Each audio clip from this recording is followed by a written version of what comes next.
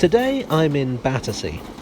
Battersea has no shortage of railways, but I'm afraid the one I'm here for today is long gone. A narrow gauge railway, it was only a third of a mile long, carried over 2 million passengers, but closed after less than a year. And it looked like this. I'm talking about the far Tottering and Oyster Creek Railway. A bit of context. In the late 1940s, Britain was in a bit of an odd place identity-wise. It had been on the winning side in the Second World War, but at a cost, very literally. Britain was almost bankrupt, rationing was still in place, and there was a desperate shortage of housing. The British Empire was in decline with the loss of India, Pakistan, Ceylon and Burma in 1947 and 1948, and more to follow. And looming over everything was the spectre of the Cold War, a frightening new world in which ideological conflict backed by nuclear weapons threatened to destroy human civilization. What everyone needed was a party. So was devised the Festival of Britain. Depending on your view of Clement Attlee and his government, it was to be either a bold assertion of Britain's relevance in this strange new era, or bread and circuses to prop up weak leadership. Whichever view you take, the festival was an immense success, attracting millions of visitors from Britain and overseas. The festival was held in 1951, the centenary of the Great Exhibition in Hyde Park. The South Bank in London was where the festival was centred, but there were sites all over Britain celebrating different aspects of the country. In Poplar, in East London, modern architecture was showcased. In Glasgow, Britain's industry was on display. And then there was Battersea Park. The exhibition in Battersea Park was known as the Festival Pleasure Gardens. While the South Bank and Poplar were modern and futuristic, Battersea Park looked back. In fact, the very concept of the pleasure garden was old-fashioned. And the inspiration was gardens like the nearby Vauxhall.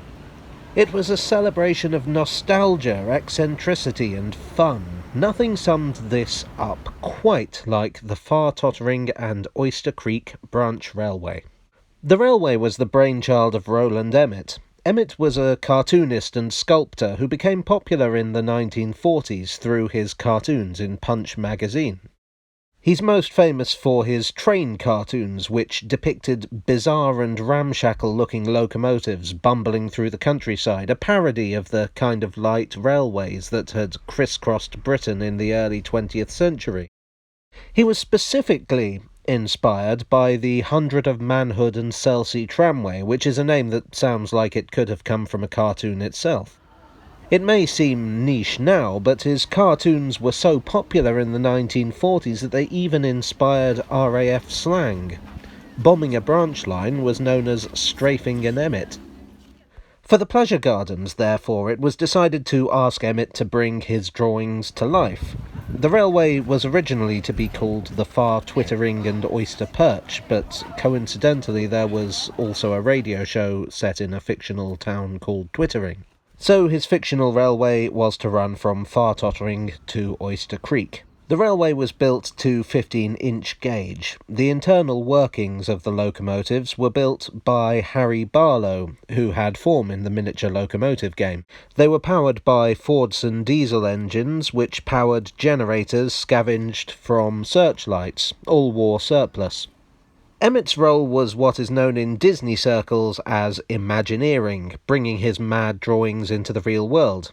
He designed and supervised the construction of an entire bizarre world of stations, signals, tunnels and trains. There were signs solemnly advising passengers not to tease the engines, and stating that trains cross here, so there.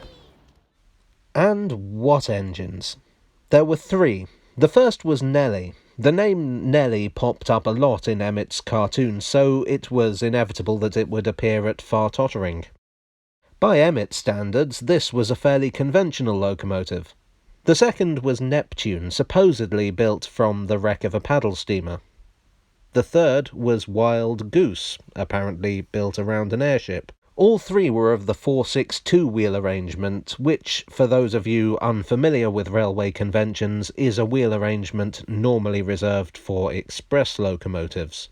The line was a great success, with only one event casting a shadow, a collision between Nellie and Wild Goose that resulted in a single fatality. The verdict was accidental death, and no blame was placed upon Emmett, as Parliament were quick to assert. Despite the line's immense popularity, it was only ever intended to be temporary. When the festival ended, the line to Oyster Creek closed. The area remained as Battersea Funfair, and the railway remained, in a more conventional form, until 1953. Then it was moved to a different part of the park, and finally closed altogether in 1975. One of the engines survives, or rather its internal mechanism does, as a locomotive named Prince Charles on the Saltburn Miniature Railway. Some of the coaches, too, were preserved at the Lakeside Miniature Railway. Sadly, copyright restrictions meant that Emmett's bodywork couldn't be retained. The Museum of London has an engine's number plate in their collection. The site of the Pleasure Gardens has been preserved and renovated, and you can walk around it to this day. In fact, that's where I got much of this footage.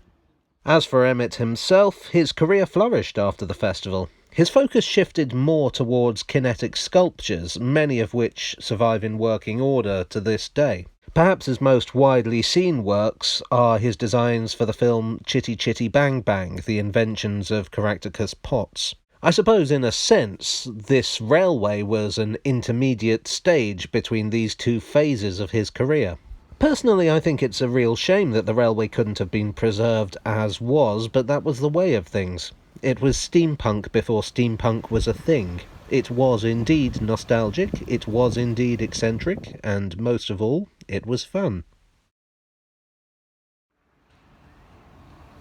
Hello all, I hope you enjoyed this look at a railway that I really think ought to be better known. Do you have a favourite bizarre railway? Let me know in the comments section, and please do consider liking, sharing and subscribing. It all helps the channel and makes me feel good about myself. Anyway, I'll see you again very soon. Cheerio.